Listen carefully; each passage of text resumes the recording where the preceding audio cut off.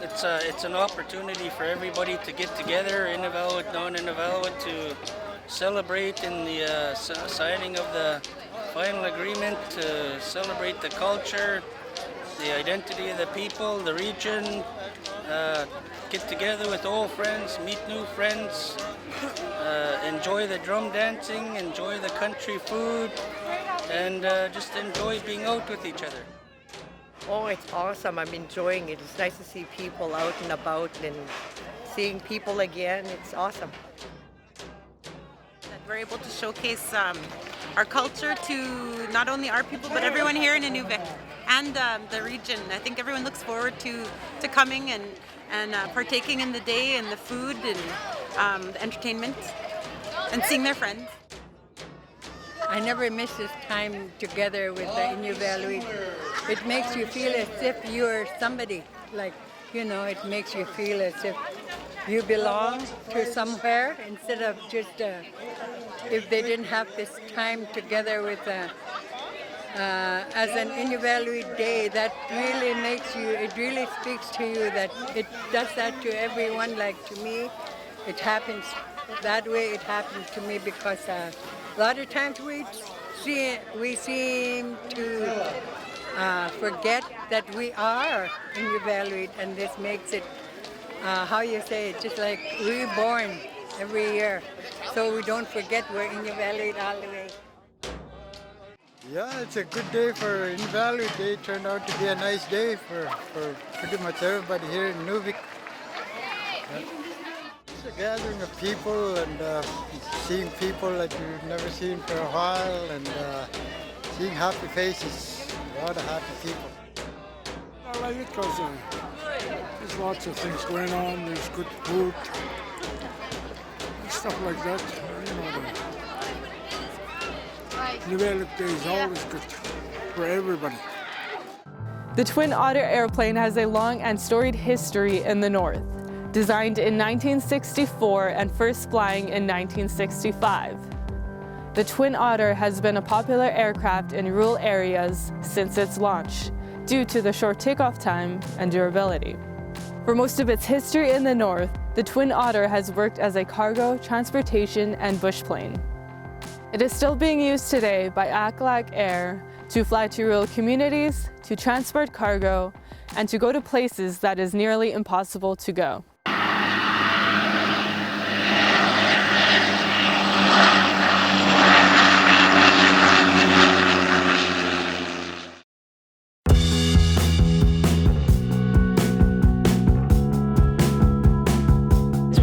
Hopscotching to various communities in Northwest Territories, Nunavut, and Yukon, or just Whitehorse in Yukon. But at each place, we're bringing a wing rib, which is a structural support to the front of the wing of the 100th Twin Otter that's going to be built in March of 2016.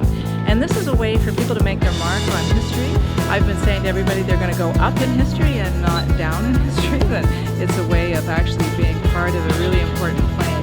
And we've had tremendous support in all the communities that we're going to, many people coming out wanting to see the plane and to actually then sign this wing rib that's going to go into the 100th plane of the series for 100 Twin Otters. Twin Otters have been important to the north for many years. Helped open up the exploration in the Delta, helped many families as well. I can remember as a little boy out at the whaling camp having a Twin Otter land and being absolutely awed by the fact that it could go in reverse and go to the beach and people unloading all the goods, supplies. So the Twin Otters left quite a mark in the Northwest Territories, in the remote areas where it's hard to land and take off. The ability for the short runways and hauling workloads that they took. It's an example of, I guess, the toughness that we display as people, that Twin Otters that in the airline industry, as I see it. Well, I think it's important because it allows you to get into some of the more remote, isolated communities. It allows you to land in small runway strips and being able to just mainly get into some of the small communities, whether it's providing supplies, medical supplies, or some medical emergency. It provides a lot of great opportunities, a lot of great functions that bigger planes can't provide.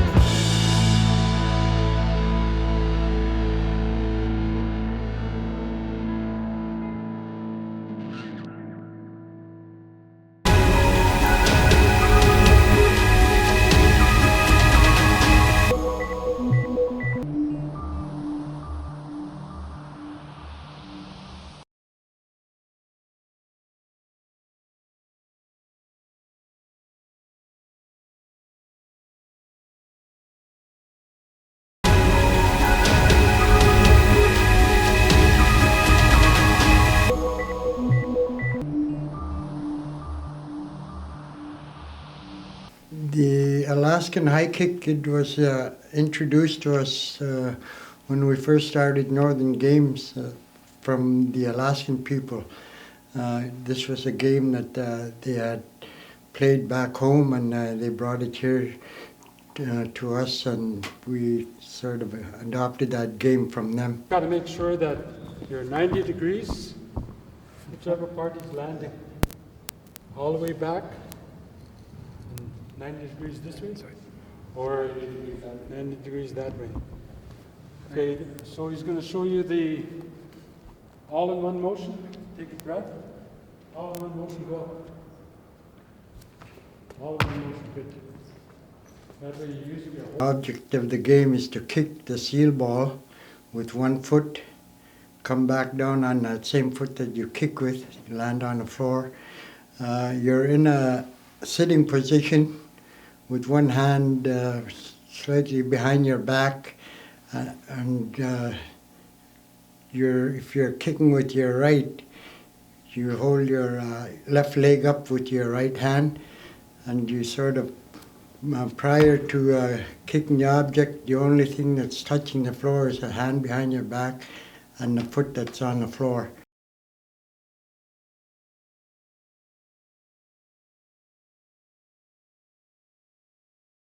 This one is just so that youth are used to getting their hip up. So it's the same thing, but I'm not holding. Yeah, he's not holding his kicking foot. What you want is this part coming through, and we want him to stay up there as long as you can, James. Yeah. And not to follow through.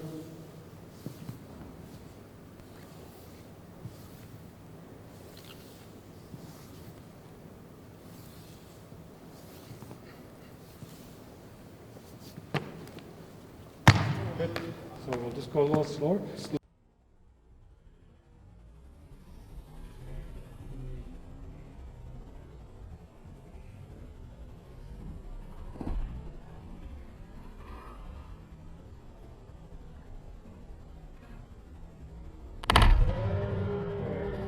Now, what makes it hard for the Alaskan high kick is trying to hold yourself properly and keeping your balance as you are trying to do the kick.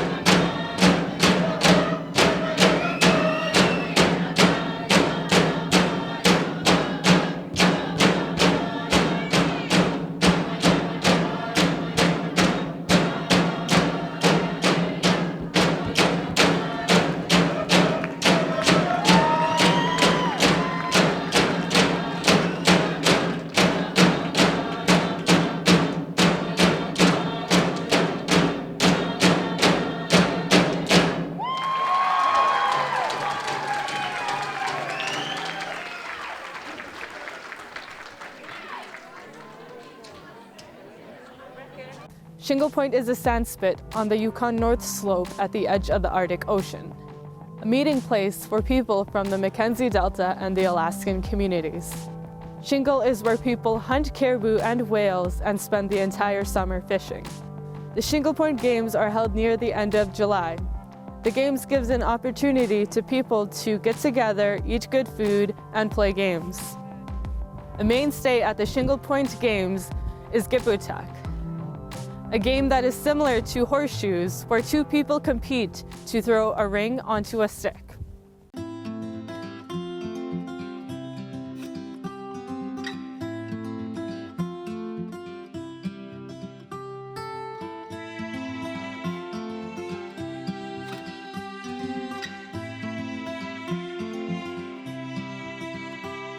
Very nice, good country. I really enjoy coming to visit the people here.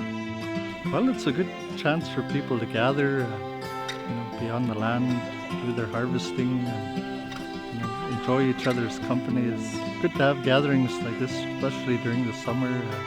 Get all the children together and teach them those values. Shingle as a place is home. Honestly, when I'm here, I'm so comfortable, sleep good, so peaceful, so much fun with everybody's company. You see families from Alaska, families from the territories that you don't see in a long time.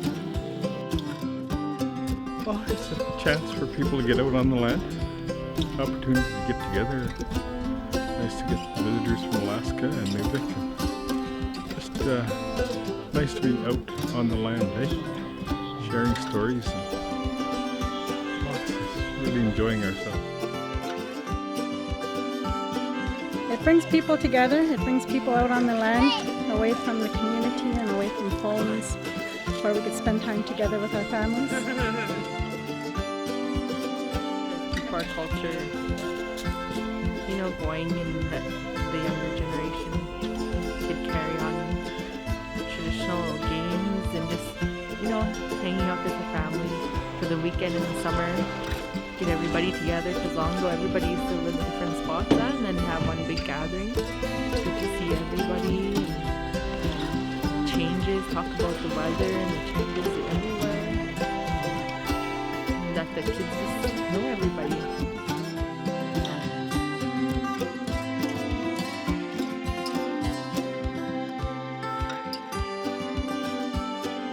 Most friendliest place you could come to. Everybody here always looking after each another, and that's why I call it my healing place. Bring my family down, my grandchildren with me. That's where we get to know each other more better. Because my stepfather, Billy Guerrero,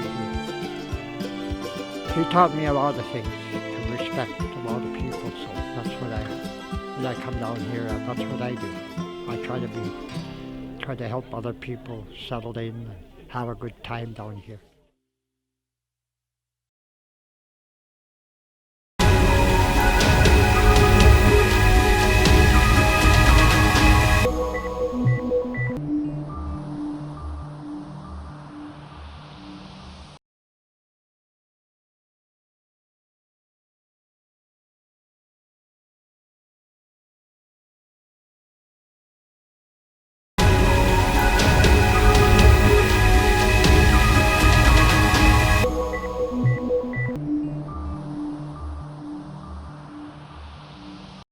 Dukdut Noagait is a national park of Canada. It was created in 1996 to protect the blue-nosed caribou calving grounds and covers 16,000 square kilometers. The park is doing an admirable job as the previously declining population of the blue-nosed caribou has begun to rebound. Join us as we explore the park from the Great Canyons to the Laurentier Falls.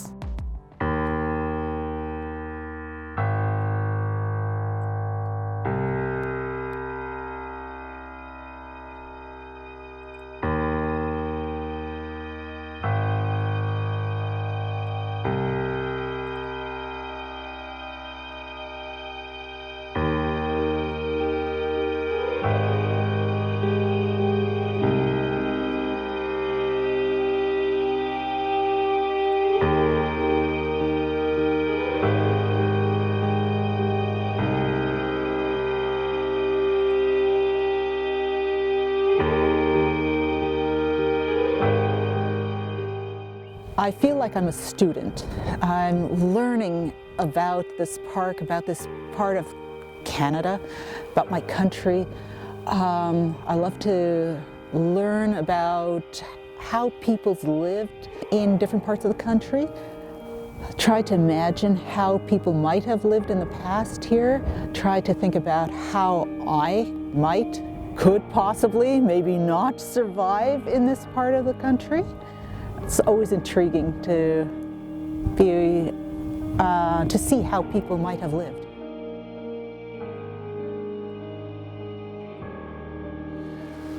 Tusaayaksat is huge. Like it's, I keep trying to get my head around 18,000 square kilometers, and this is a 4 or 5 day walk to the edge of it, and it keeps going from there. And so I feel tiny, I feel insignificant, and I just feel super inspired that there's still places like this, where, you know, there's a caribou down here on the point 100 meters from camp this morning, and you know, catching huge trout in the lake, and you know, there's grizzly diggings everywhere. It's just it's a wild place, and it feels good to know that there's places that like this.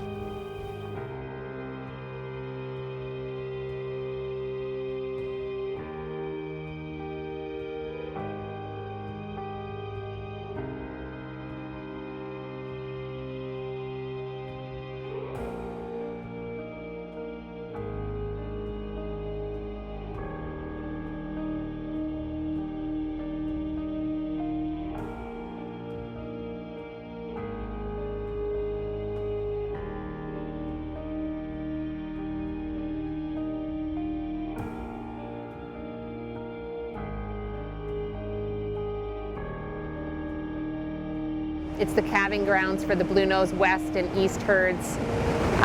It's a living example of the culture and how it plays itself out on the landscape here. It's important.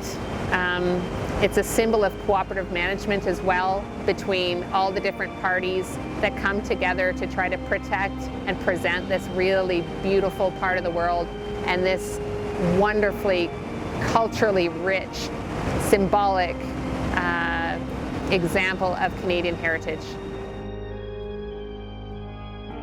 It's a reminder that we're not alone on this planet. I think it's very important for us to connect to those things, and to see the falls was also very exciting and inspiring. It's a beautiful spot, but by far, for me, the most special part of this trip has been getting to know the local Inuvialuit, talking with the elders, learning about their understanding of the land, the plants that are harvested, how animals are treated with respect and harvested. So that's been far and away the biggest highlight.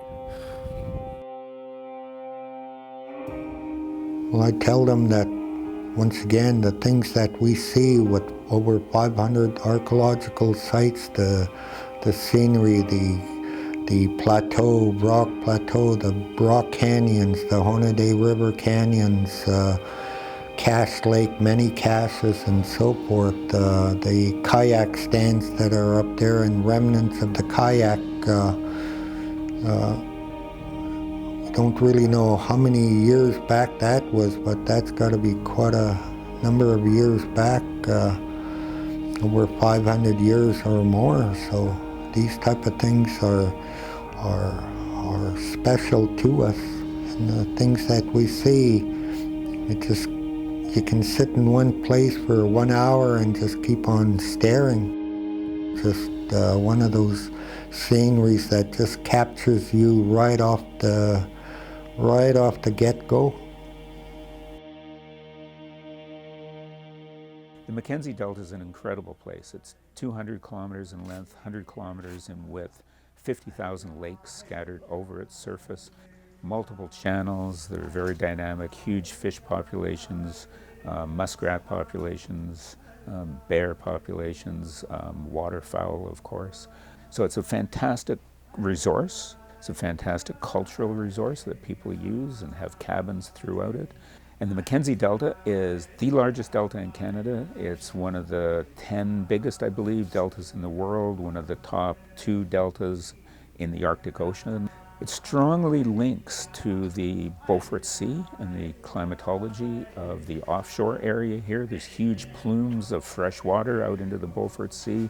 You get migrations of freshwater fish from the Tuck Peninsula along the coast and into the Mackenzie Delta.